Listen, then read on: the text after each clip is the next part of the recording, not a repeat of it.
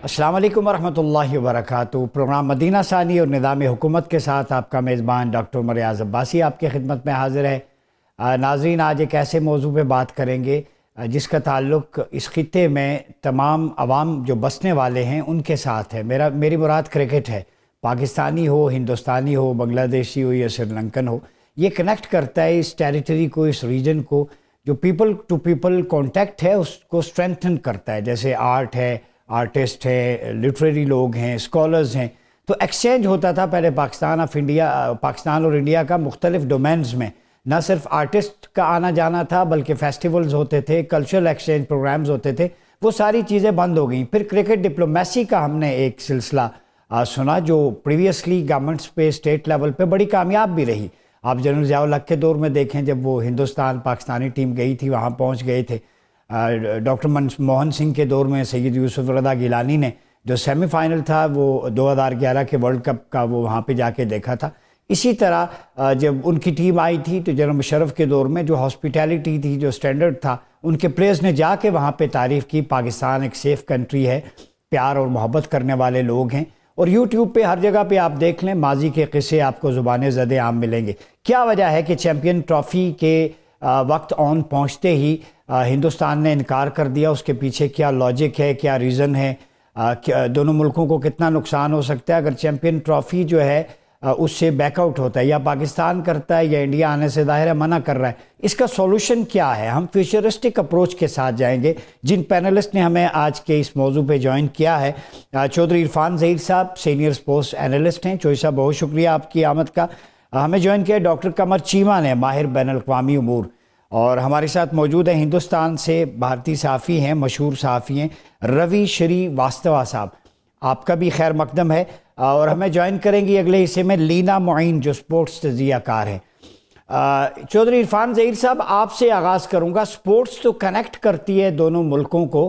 आवाम के दरमियान तो कोई ऐसा हेट्रेड या कोई वायलेंस का एलिमेंट नहीं होता। वो देखना चाहते हैं प्लेयर्स को। ये गेम है, ये स्किल है, आर्ट है, तो क्यों इससे महरूम किया जाता है? आप क्या समझते हैं? इंट्रो में कहा, बड़ा ये सैड और अनफॉर्चुनेट है कि हमेशा कहा जाता है कि स्पोर्ट्स को और आर्ट को किसी तरह भी पॉलिटिकल साइड का हिस्सा नहीं बनना चाहिए, पॉलिटिसाइज नहीं करना चाहिए। बट अनफॉर्चुनेटली हम देख रहे हैं कई डेकेड से भारत इसी तरह करता चला जा रहा है और लास्ट 1 डेकेड से तो ये एक्सट्रीम पे अब चला गया है। पाकिस्तान के अगर कॉन्टेक्स्ट में अगर बात करें तो पाकिस्तान ने अपना बड़ापन का सबूत हमेशा दिया। हम 2011 के वर्ल्ड कप भी खेलने गए, उसके बाद हम 2013 की सीरीज़ भी खेली हमने, फिर इसी तरह 2016 के T20 वर्ल्ड कप में भी पार्टिसिपेट किया। चलें, वो तो पास था। अभी रिसेंट पास के अंदर आप देखें तो यही सेम रिजर्वेशन और कंसर्न हमारे भी थे। और पाकिस्तान 2023 का वर्ल्ड कप ओडीआई का खेलने भी भारत में गया।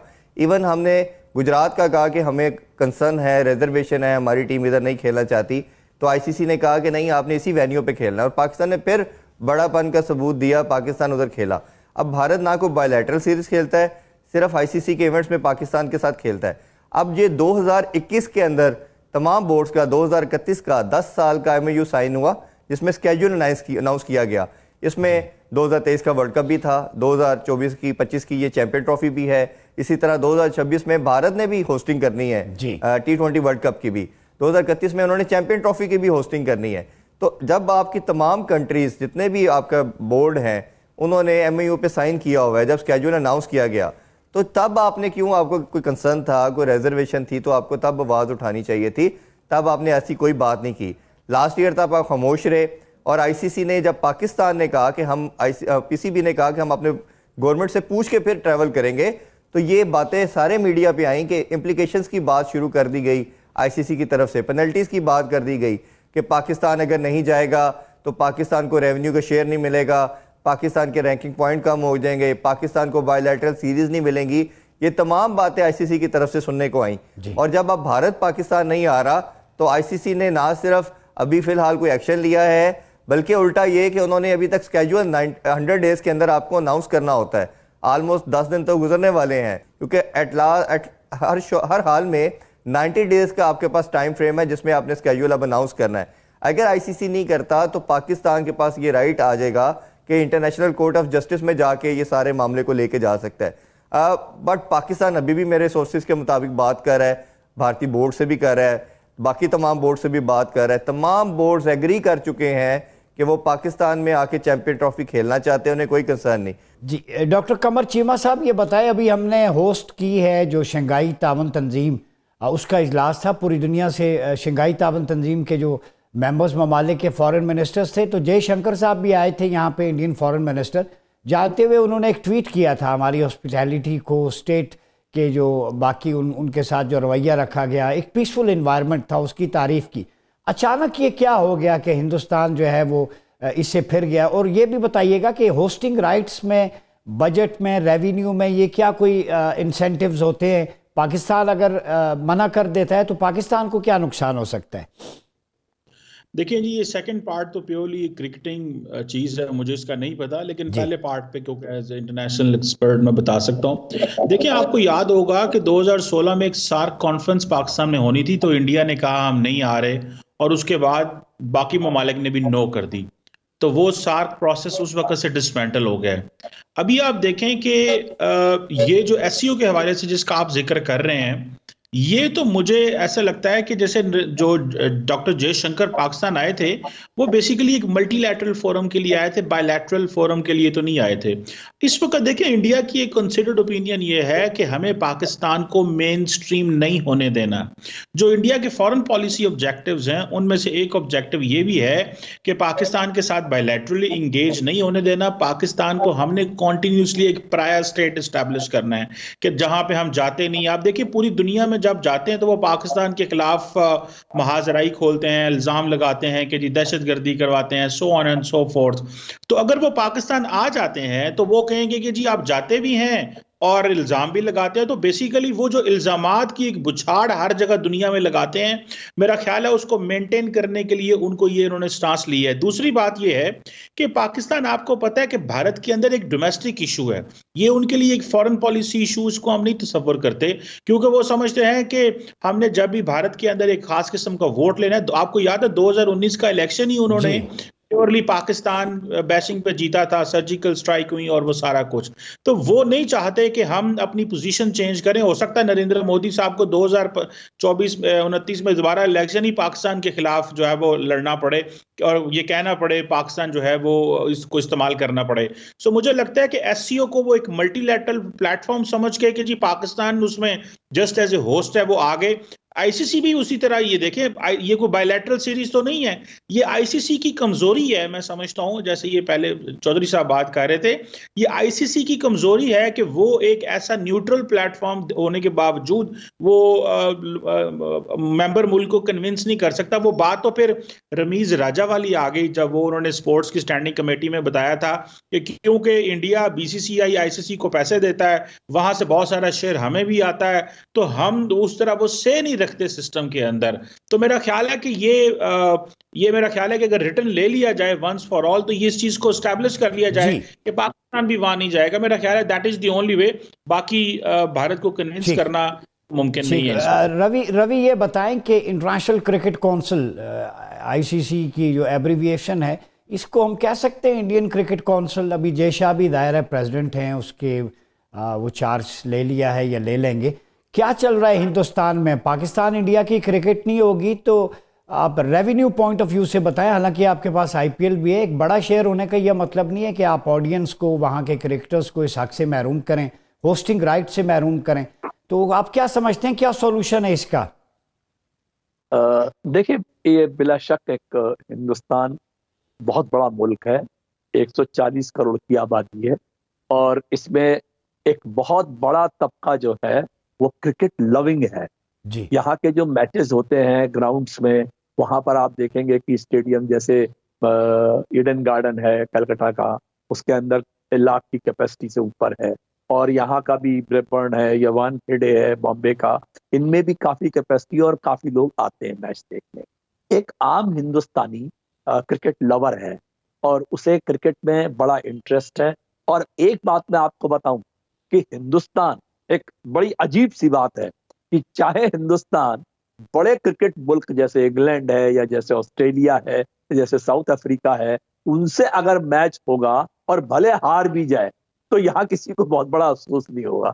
मगर अगर वो पाकिस्तान से आ जाए तो समझिए कि एक तरीके का एक जंग जो है वो हार गए बिल्कुल वो। और कोई भी मैच हो, वो चाहे वो वीमेन क्रिकेट का मैच हो, चाहे वो वीमेन हॉकी का मैच हो, चाहे वो किसी भी तरीके का एक कंपटीशन हो, चाहे कल को कोई कबड्डी का भी मैच अगर हो जाएगा तो वो पाकिस्तान से हारना बर्दाश्त नहीं करते। एक बड़ा अच्छा पॉइंट अभी बात करते करते आया था, हिंदुस्तान में ये वोट वाली जो पॉलिटिक्स है वो बहुत ज्यादा है। अभी यहाँ पे इंतखाबात चल रहे हैं, आपने सुना होगा, महाराष्ट्र और झारखंड 2 स्टेट के अंदर इलेक्शन है, कल पोलिंग होने वाली है, 23 तारीख को उसके रिजल्ट आएंगे। तो इस माहौल के अंदर जो यहाँ की रूलिंग भारतीय जनता पार्टी है वो किसी भी तरीके से किसी भी रिश्ते को पाकिस्तान के साथ में बर्दाश्त नहीं कर सकती, क्योंकि अगर वो करेंगे तो उनका एक बहुत बड़ा तबका, जो एक 100 करोड़ जो यहाँ पर हिंदू रहते हैं, वो उनसे अलग हो जाएंगे, ऐसी सोच मानी जाती है। हालांकि कहा जाए तो 2013 के अंदर, जब 14 के अंदर नरेंद्र मोदी प्रधानमंत्री यहाँ के वजीर आजम बने, तो वो बड़ी जल्दी लाहौर गए थे और वो नवाज शरीफ साहब की जो दुख्तर है उनकी शादी में भी शामिल हुए थे जाकर के। उसके बाद भी कई लोग गए और आए, और आपने अभी अभी जयशंकर का जिक्र किया, जो एक मल्टी लेटरल जो एससीओ की मीटिंग थी उसमें गए, और उसके बाद उन्होंने अच्छी बातें कही पाकिस्तान के बारे में। मतलब जो भी मैंने ट्वीट्स देखे या जो भी उनके बयान पढ़े, उसमें उन्होंने पाकिस्तान के बारे में अच्छी बातें करी कि उनकी जो मेहमान नवाजी है, उनकी जो मोहब्बत है वो बहुत अच्छी है, और मेरा सब वक्त जो है वो बहुत अच्छा गुजरा। मोहब्बत का सिला ऐसे तो नहीं फिर दिया जाता रवि साहब।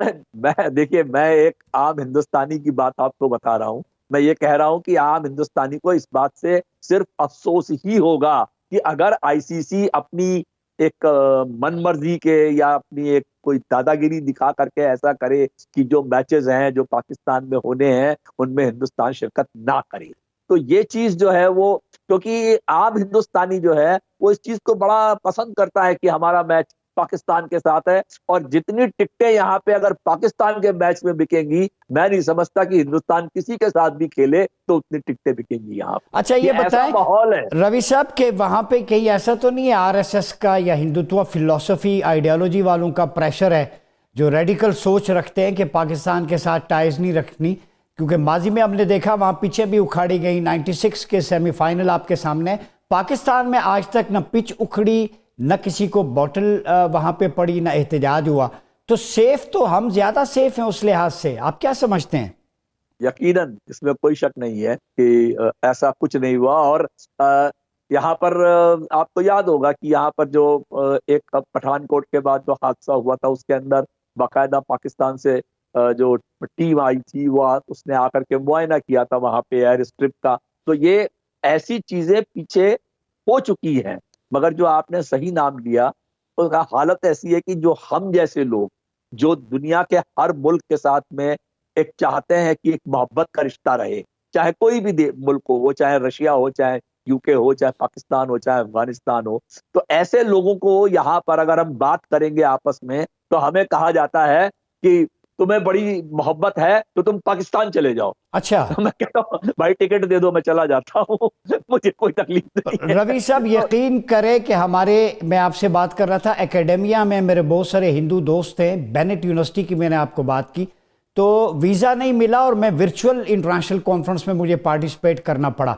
तो पहले तो एक्सचेंज था, कल्चरल भी, डेलीगेट्स आते, स्कॉलर्स जाते, सब कुछ बंद है। तो मोदी सरकार मुल्क को किस तरफ लेके जा रही है? देखिए, यही एक यहाँ पर जो ये एक बंटवारा, एक डिवाइडर, एक इंडिया टुडे के अंदर कारवान के अंदर एक मैगजीन छपी थी, उसमें एक फ्रंट पेज पे नरेंद्र मोदी साहब का फोटो था और उसमें लिखा था डिवाइडर इन चीफ। तो वो जो मुल्क को यहाँ पे बांटने की जो एक साजिश पिछले 11 सालों से चल रही है, हालांकि इस बार के इलेक्शन में वो काफी कमजोर पड़ गए हैं, मगर उसके बावजूद वो अपना जो वोट बैंक है उसको महफूज रखने के लिए वो इस तरह के काम करते रहते हैं। मैं आपको यकीन दिलाता हूं कि आप ये इलेक्शन जो है वो 2-4 दिन में निकल जाने दीजिए, आपको हिंदुस्तान के एटीट्यूड में तब्दीली दिखाई देगी। अच्छा। क्योंकि अल्टीमेटली तो जो क्रिकेट के मैचेस हैं वो किसी न एक मुल्क को एंटरटेनमेंट देते हैं और उसके साथ साथ एक रेवेन्यू मॉडल भी बनता है उसका, जो आपके अभी एक एक्सपर्ट इरफान साहब बता रहे थे। तो वो एक रेवेन्यू मॉडल भी होता है, एक अर्निंग आती है, प्लेयर्स के लिए पैसे आते हैं, स्टेडियम इंप्रूव होते हैं, एक अच्छी एक कोशिश होती है, एक कमर्शियल इवेंट बन जाता है एक मैच जो है वो। तो वो उस चीज से ये हट नहीं पाएंगे। और यहाँ पर अभी जो ये एक सख्ती का माहौल दिखा रहे हैं वो आपको नजर आएगा कि शायद ये कॉम्प्रोमाइजिंग जी, उम्मीद है कि माहौल जो है वो नरम हो। गुफ्तगू का सिलसिला जारी है। वक्त तो चाहता है एक छोटे से ब्रेक का, मिलते हैं ब्रेक के बाद। वेलकम बैक नाजरीन, प्रोग्राम मदीना सानी और निज़ाम हुकूमत में एक दफ़ा फिर आपका खैर मकदम है। बात हो रही है क्रिकेट पे। इरफान ज़हीर साहब, आपने गुफ्तगू सुनी रवि साहब की। मैं आपसे ये जानना चाहता हूँ, जो क्वेश्चन मैंने पुट किया था डॉक्टर कमर चीमा से, रेवेन्यू के एतबार से हिंदुस्तान का हुजम कुछ ज़्यादा है शायद हमारा या बाकी कंट्रीज़ का कम है, और उनको अब लीडरशिप भी मिल रही है ICC की। तो ये रेवेन्यू पॉइंट ऑफ व्यू से पाकिस्तान को कितना नुकसान कितना फ़ायदा हो सकता है? देखिए, सबसे पहले तो ये है कि पाकिस्तानी बोर्ड के पास कोई टेंटेटिव जो रेवेन्यू अभी तक मौजूद था वो ऑलमोस्ट 28 अरब के करीब था, जो कि पाकिस्तान में वाहिद अदारा था जो प्रॉफिटेबल जिसे कहना चाहिए, जिसमें से हाफ से ज़्यादा बजट ऑलमोस्ट 14 अरब के करीब पाकिस्तान ने आपने तीनों स्टेडियम, रावलपिंडी, कदाफी स्टेडियम लाहौर और नेशनल बैंक स्टेडियम कराची, इनकी अपग्रेडेशन और रेवेन्यू रेनोवेशन के अंदर स्पेंड कर दिया है। वो इसीलिए किया कि ICC ने जब 2021 में अनाउंस किया कि हम इसके होस्ट हैं, ओबियसली मेरा मानना यह है कि प्रीवियस गवर्नमेंट, यहाँ आपको कहना चाहिए जितने प्रीवियस चेयरमैन थे उनको करना चाहिए था, बट ये क्रेडिट मोहसिन नकवी साहब को देता है कि उन्होंने आते साथ ही इसकी स्पीडली काम शुरू किया और सब कुछ किया। ICC के 2 दफ़ा डेलीगेशन भी आके तमाम अपग्रेडेशन को, तमाम रेवेन्यू जितना रेनोवेशन का काम है इसको देख चुके हैं, और उन्होंने पूछा भी है ये कब तक कंप्लीशन हो जाएगी। एक तरफ आप डेलीगेशन भेज रहे हैं चेक करने के लिहाज से, दूसरी तरफ आप ये बात कर रहे हैं कि जी आप हाइब्रिड मॉडल पे चले जाए। जब ये बजट मंजूर किया था ICC ने आज से कुछ मंथ पहले, और जब उसमें एक पार्शियल बजट भी रखा था, मैंने तब भी ये निशानदेही की थी ये पार्शियल बजट रखने का मकसद हाइब्रिड मॉडल है। कहीं ना कहीं बैड इंटेंशन हमें नज़र आ रही हैं, और कहीं ना कहीं ICC कहना चाहिए या BCCI के साथ जो इनका गठजोड़ है उसके साथ मिलके ये पाकिस्तान को डेंट करना चाहते हैं। रेवेन्यू के लिहाज से अगर फर्दर बात करें तो ये 3-4 तरह से आता है। अभी तो पाकिस्तानी जहां स्टेक पे लगा हुआ है, साथ इसके साथ ब्रॉडकास्टर भी स्टेक पे लगे हुए हैं। ब्रॉडकास्टर ने ऑलमोस्ट $3 मिलियन के करीब उन्होंने ICC को पे किया हुआ है ब्रॉडकास्टिंग राइट्स की मद में। अगर अब ICC को प्रेशर भी वही डाल रहे हैं सबसे ज्यादा, पाकिस्तान तो ऑब्वियसली प्रेशर डाल ही रहा है एज ए होस्ट, वो बात कर रहे हैं कि आप स्केड्यूल क्यों नहीं अनाउंस कर रहे। ऑब्वियसली उन्होंने अपने टीवी राइट्स को सेल आउट करना है, उन्होंने आगे स्पॉन्सर से बात करनी है और तमाम, और इसमें से 50% से ज़्यादा मेरे सोर्सेज के मुताबिक जो उनको एक एक्सपेक्टेड टेंटेटिव अमाउंट जो है वो इंडिया पाकिस्तान के मैच से आनी है। डॉक्टर कमर चीमा, जब माहौल बेहतरीन है, और मैं इरफान साहब ने बड़ी खूबसूरत मिसालें दे के समझाया इस चीज़ को। देखिए, पास्ट देखा जाता है, अभी रिसेंट पास्ट में जिम्बाब्वे, न्यूजीलैंड, इंग्लैंड, पाकिस्तान खेल के गए। अभी इंग्लैंड ने टेस्ट सीरीज़ खेली है। इससे ज़्यादा शानदार माहौल, पीसफुल एनवायरनमेंट और क्या होगा? यहाँ पे शंघाई तावन तंजीम की कॉन्फ्रेंस हुई, यहाँ पे दीगर इंटरनेशनल इवेंट्स हुए, और यहाँ पे क्रिकेट हो रही है, और हमारे सिक्योरिटी फोर्सेस जो है वो पूरी तैयारी के साथ जाते हैं, और अल्हम्दुलिल्लाह ये मुल्क अमन का गहवारा बन गया है। चहल पहल नज़र आती है, ना पिच उखड़ी, ना यहाँ पे जलाओ घेरा हुआ, ना यहाँ पे कोई टेम्पल पे हमला हुआ। ऑपरेशन ब्लू स्टार तो पाकिस्तान में कोई नहीं हुआ। पाकिस्तान में तो माइनॉरिटीज़ के साथ कुछ भी नहीं हुआ, किसी के साथ भी। तो इतने अच्छे माहौल में फिर क्या रीज़न हो सकती है? देखिए, ये प्योरली एक पॉलिटिकल फैसला है, मैंने आपको बताया है, और वो नहीं चाहते कि देखें होगा क्या अगर सारी पाकिस्तान क्रिकेट टीमें पाकिस्तान आती हैं, इंटरनेशनल क्रिकेट पाकिस्तान में दोबारा आती है, पूरी दुनिया का मीडिया पाकिस्तान को हाईलाइट करेगा, पूरी दुनिया के जो क्रिकेट के खिलाड़ी, जो आइकॉन्स हैं क्रिकेट के, जब वो पाकिस्तान में चहलकदमी करेंगे, ट्रैवल करेंगे, पूरी दुनिया देखेगी, तो जारी बात है इंडिया को ये ऑप्टिक्स नहीं चाहिए। इंडिया चाहता है पाकिस्तान की डिप्लोमेटिक आइसोलेशन। सो वो अपने एजेंडे पे काम कर रहे हैं, उनका एजेंडा, और वो बड़े खुले डुले हैं, वो ये कुछ छुपा के नहीं बात कर रहे, वो तो पूरी दुनिया को कहते हैं कि हम नहीं चाहते कि वहां पे ये हो। मेरा ख्याल है कि पाकिस्तान को जो चीज करनी चाहिए, जिस तरह भी ये चौर साहब बात कर रहे थे, हमें लीडरशिप दिखानी चाहिए। इसमें देखें, बिल्कुल उन्होंने सही मिसाल दी है एशिया कप के हवाले से, लीडरशिप दिखाएं। ICC जो है तमाम ममालिक के इक्वल राइट्स हैं। दुबई में, अबू धाबी में टेम्परेचर और है, यहाँ पे टेम्परेचर और है, सिचुएशन डिफरेंट है। पहले भी आपने सीरीज खराब की श्रीलंका में, लीडरशिप दिखाने की जरूरत है। अगर हमने लीडरशिप नहीं दिखाई, या फिर यह है कि वंस फॉर ऑल, आपको पता है इंडिया को यह भी सूट करेगा कि अगर इंडिया लिख के देता है कि ना पाकिस्तान भारत आए और ना भारत पाकिस्तान जाए। इंडिया ये लिख को देने को तैयार है। देखें, अब देखिएगा, आप देखें जय शाह कौन है, वो अमित शाह के बेटे हैं। अमित शाह कौन है, वो मतलब वो he is the core committee है। प्राइम मिनिस्टर मोदी, अमित शाह, राजनाथ सिंह, ये वो कोर कमेटी है बीजेपी के जो बेसिकली फैसले करती है। आपको पता है पाकिस्तान के हवाले से जो फैसले किए जाते हैं ये अमित शाह ही करते हैं, और वो बार बार आपको पता है बड़ी इन्फ्लेमेटरी स्टेटमेंट्स भी देते हैं, हम कश्मीर ले लेंगे, हम ये कर लेंगे। अभी अजीत डोल का नाम भी शामिल कर लें इनमें। जो कनाडा में वाकयात हुए हैं उस पे भी वॉशिंगटन पोस्ट ने और अमेरिकी कनाडा के जो पार्लियामेंटेरियंस हैं उन्होंने अमित शाह का नाम लिया। सो अमित शाह की ये अप्रोच है, और ये बेसिकली वो कन्विंस करते हैं नरेंद्र मोदी को कि हमें पाकिस्तान को मेन स्ट्रीम नहीं करना, ना ही बात करनी है। तो ये बेसिकली, और वहां पे डॉक्टर जयशंकर की नहीं चलती। डॉक्टर जयशंकर एक डिप्लोमेट हैं, टेक्नोक्रेट हैं, पहले डिप्लोमेट थे, फिर पॉलिटिशियन अब बने, एक टेक्नोक्रेट पॉलिटिशियन है। सो वो उस सिचुएशन में उनकी वो नहीं फैसला, ये एक प्योरली पॉलिटिकल फैसला है। ये उसी तरह ये है वासी साहब, जिस तरह FATF में पाकिस्तान को कॉन्टिन्यूसली रखने की इंडिया ने कोशिश की। सो ये उसी एक तर्ज है कि जितना कम हम कोशिश करें कि पाकिस्तान दुनिया में मेन स्ट्रीम हो। क्रिकेट टीमें तो पाकिस्तान आ रही हैं, मुसलसल पहले भी आई हैं। सो मेरा ख्याल है इसमें ICC को स्टैंड लेना चाहिए और पाकिस्तान को लीडरशिप दिखानी चाहिए। और अगर पाकिस्तान तो इसको एक, मैं आखिरी पॉइंट मैं कहता हूं, इसको पाकिस्तान को एक इंटरनेशनल इशू बना देना चाहिए अभी तक, कि क्यों देखें ये किस तरह ये हॉकिश एटीट्यूड है। लेकिन आप देखें कभी फॉरेन मिनिस्टर हुकूमत की तरफ से बयान ही को नहीं आता। उमोश रवि साहब ये बताएं कि पहले तो चले कभी कभार कबड्डी हो जाती थी, हॉकी के दीगर स्पोर्ट्स की एक्टिविटीज, इस दफ़ा तो ब्लाइंड क्रिकेट टीम को भी वीज़ा नहीं मिला, तो तमाम दरवाजे बंद करके हिंदुस्तान का क्या नज़रिया है आगे, वो क्या करना चाह रहा है?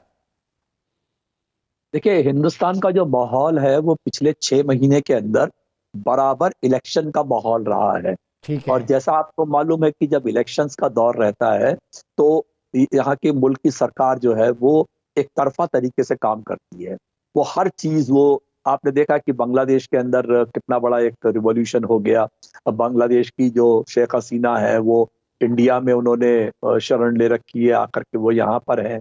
और इसके अलावा भी जो और भी मुल्क हैं उनके साथ हिंदुस्तान के ताल्लुकात बहुत अच्छी हालत में नहीं है फिलहाल। चाहे वो नेपाल हो, वहाँ पे चाइना का इन्फ्लुएंस है, चाहे श्रीलंका हो जहाँ पर नई नई सरकार बनी है वो भी चाइना के इन्फ्लुएंस में है। बहुत मुश्किल से जो मॉरिशस था वहाँ पर अभी हालात कुछ नॉर्मल होने शुरू हुए हैं, वरना बाकी तो जितने पड़ोसी मुल्क हैं उनमें किसी के साथ हिंदुस्तान की कोई बड़ी दोस्ती या पक्का कोई जिसे कहते हैं भाईचारे जैसा माहौल नहीं है। और जहां तक सवाल क्रिकेट का है, आपने अभी देखा होगा कि हिंदुस्तान ने जो अपना चीफ कोच था वो राहुल द्रविड़ जो थे उसको हटा करके एक गौतम गंभीर जो भारतीय जनता पार्टी के ही MP पहले थे दिल्ली से, उनको उन्होंने कोच बनाया।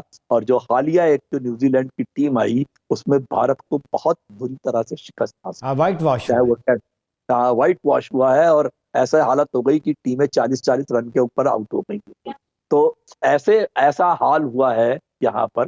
तो ये ऐसी हालत के अंदर जो अभी चीमा साहब बता रहे थे बिल्कुल दुरुस्त फरमा रहे थे। जय शाह को यहाँ की जो हिंदुस्तान के लोग हैं वो जानते हैं कि वो किसी भी तरह से कैपेबल नहीं है एक ICC जैसी बॉडी के हेड बनने के लिए, मगर चूंकि पैसा इसी के पास है, पैसा हिंदुस्तान के बोर्ड के पास है, तो इसलिए वो उसके भी वो हेड बन गए हैं। और वो बिल्कुल भी कॉम्पिटेंट नहीं है, उनके अंदर कोई भी जिसे कहना चाहिए कैपेबिलिटीज नहीं है एक इतनी बड़ी बॉडी को हेड करने के लिए।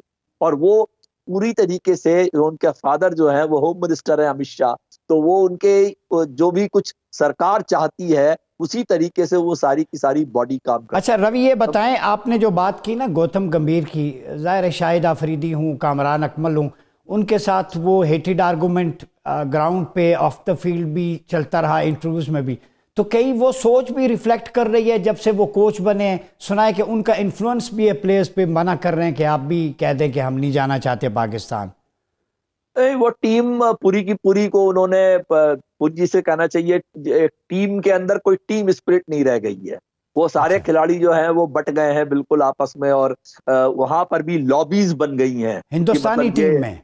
हाँ, कि ये यहाँ के ये जाने के फेवर में है या ये जाने के नहीं फेवर में है। जितने अच्छे प्लेयर हैं वो तो सारे हिंदुस्तान से बाहर ही रहने लगे हैं अभी जाकर के। अच्छा। विराट कोहली तो इंग्लैंड में ही सेटल्ड है, वो खाली यहाँ खेलने के लिए आते हैं और वापस चले जाते हैं। इसी तरीके से और भी कुछ प्लेयर मैं समझता हूँ शायद धोनी भी बहुत जल्दी कहीं फॉरेन में सेटल हो जाएंगे और यहाँ पर सिर्फ IPL वगैरह खेलने के लिए आएंगे। तो इस तरीके का यहाँ का जो माहौल बना हुआ है उसमें कोई बहुत मुझे पॉजिटिव चीजें नहीं दिखाई दे रही कि जो इंडिया को अपने क्रिकेट हो, आपने जैसी बात करी, क्रिकेट हो, लिटरेचर हो और स्पोर्ट्स हो, जिस तरीके से लोगों में एक्सचेंज होना चाहिए उनको भी आने से मना कर दिया गया। ब्लाइंड टीम की जिक्र किया, कबड्डी की टीम को भी रोक दिया गया।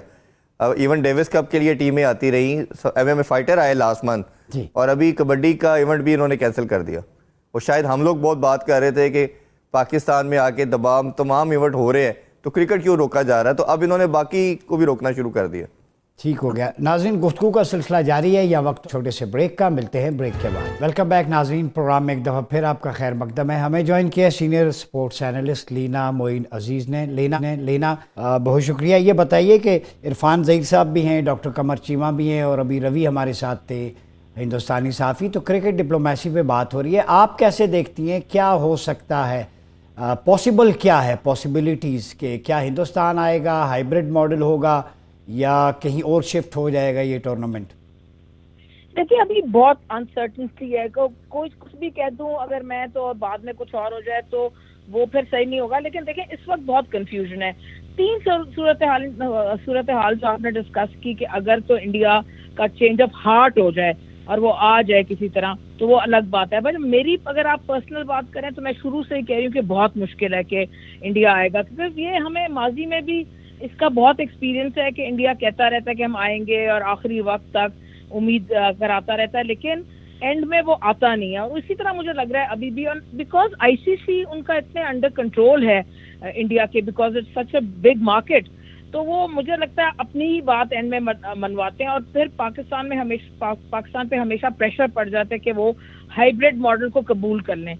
बातें तो इसी तरफ जा रही हैं अभी भी। और एक और भी बात आ रही थी कि शायद साउथ अफ्रीका में हो जाए पूरा का पूरा जो टूर्नामेंट है, चैंपियंस ट्रॉफी, ये भी बात की जा रही थी पिछले दिनों में। So it remains to be seen के क्या होता है। ये तो पाकिस्तान पे डिपेंड करता है कि पाकिस्तान जो है वो कितना टफ जो है स्टांस लेता है कि अगर पाकिस्तान कहे कि जी इंडिया अगर नहीं आएगा तो ना आए, हम बगैर इंडिया के खेलेंगे, और या फिर इंडिया को कन्विंस करने में पाकिस्तान जो है उसका क्रिकेट बोर्ड गवर्नमेंट कामयाब हो जाए। लेकिन देखिए हम तो हमेशा खुला दिल रखते हैं, पाकिस्तान हमेशा वहां जाते भी हैं, उनकी बात भी हमने मान ली, एशिया कप में हाइब्रिड भी कर लिया। लेकिन अब I think it's their turn to show some flexibility and कम।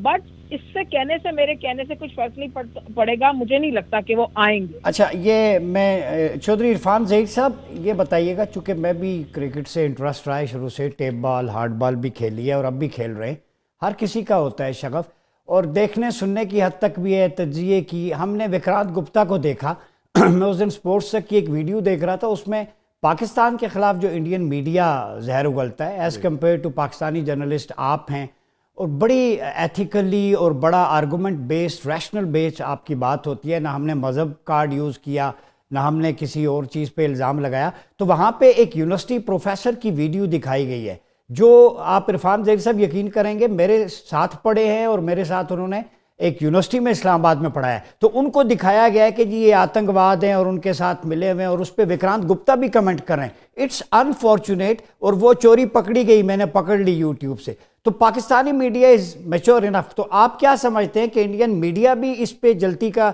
काम कर रहा है तेल डाल के? देखें, जिस तरह अभी रवि साहब ने जिक्र किया ना, ये अपनी गवर्नमेंट को खुश करने के चक्कर में, कोई अच्छी पोजीशन लेने के चक्कर में ये काम सारा चल रहा है।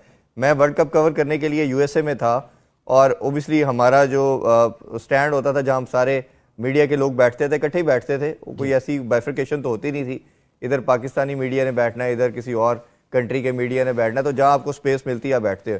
तो उनसे इंटरेक्शन रहा, तो वो मुझे पहले भी उनके साथ काम करने की अपॉर्चुनिटी मिली है। बट जो अभी इस दफ़ा जो माइंडसेट मैंने देखा, जो हेट्रेड देखा पाकिस्तान के अगेंस्ट, वो मुझे लगता है कि इनकी गवर्नमेंट का पेनिट्रेट कर चुका है इनकी आम जनरल पब्लिक के अंदर भी।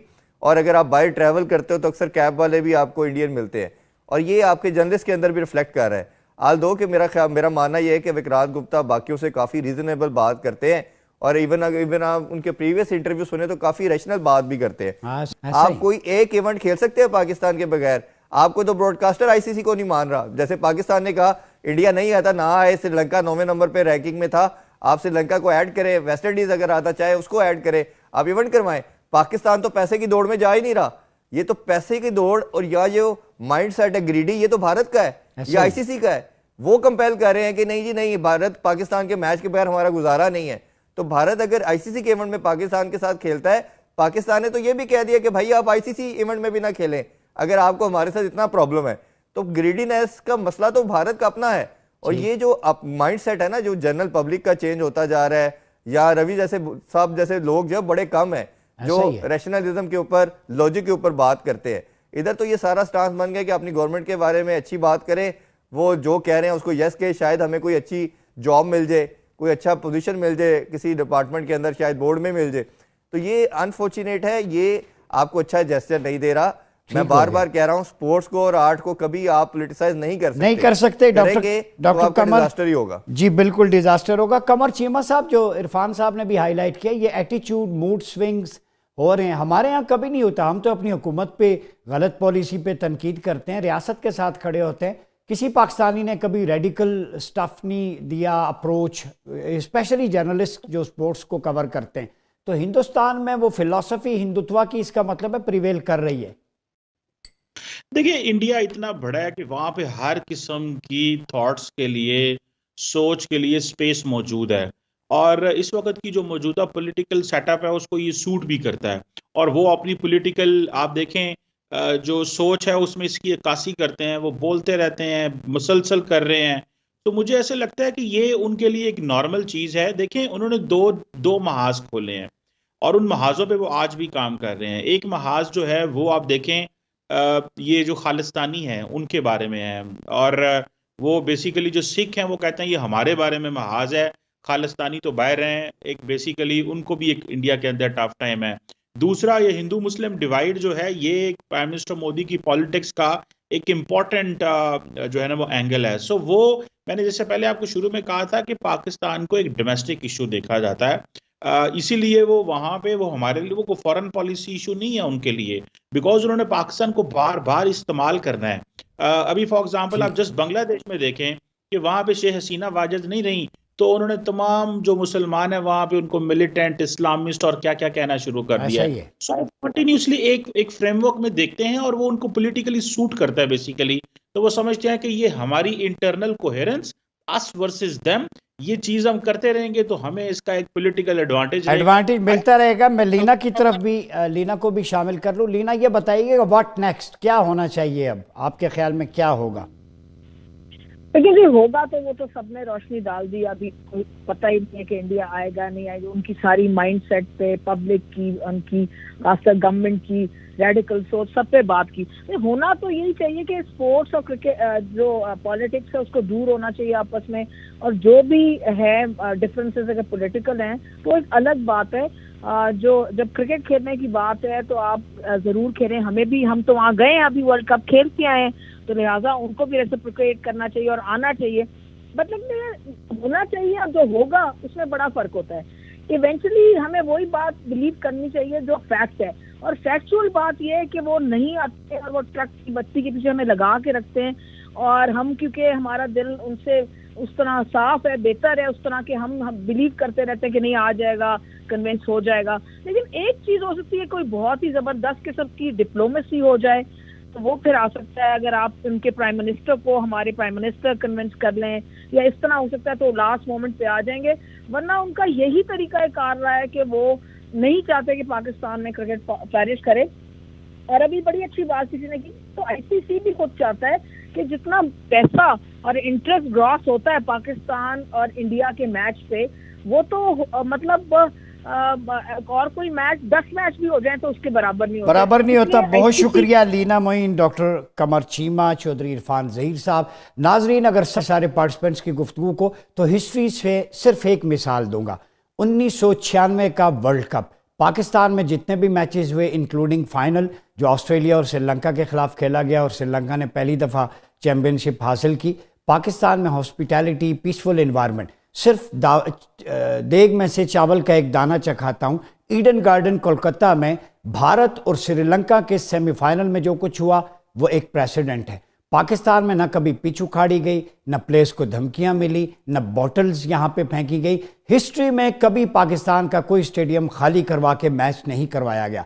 पाकिस्तान में जलाओ घेराओ आग नहीं हुई। पाकिस्तान ने कभी भी कहीं पे अक़लियतें हों, अपने हों, दूसरे हों, उनके साथ नारावा सलूक नहीं रखा। ये हिंदुस्तान का रवैया जो है उसके अंदर कहीं ना कहीं हिंदुत्व की आइडियोलॉजी हमें नज़र आती है। पाकिस्तान ने कल भी अपने कासिदीन को, जो एम्बेसडर्स हैं बाहर से आते हैं, टूरिस्ट आते हैं, हमेशा दिल से एहतराम किया है, चाहे वो स्पोर्ट्स हो। और ये इस्लामी तालीमात के भी ऐन मुताबिक है। जो एम्बेसडर्स होते हैं उनको आप प्रोटेक्ट करते हैं, उनका ख्याल रखते हैं। हमें किसी से सर्टिफिकेट नहीं चाहिए। अभी हाल ही में न्यूजीलैंड, इंग्लैंड, बड़ी बड़ी टीमें यहाँ पे खेल की गई। खेल के मैदान इंशाल्लाह पाकिस्तान का वक़ार बुलंद करेंगे। भारत के न चाहते हुए भी इंशाल्लाह हम अपने सब्र, इस्तिकामत और अमन और दोस्ती का जो है वो स्लोगन नहीं छोड़ेंगे। लेकिन पाकिस्तान अपनी सॉवरेनिटी और इंटेग्रिटी पे कभी कंप्रोमाइज़ नहीं करेगा। अपना बहुत ख्याल रखिएगा। अपने मेज़बान डॉक्टर उमर रियाज अब्बासी को इजाज़त दीजिए। अल्लाह हाफिज़।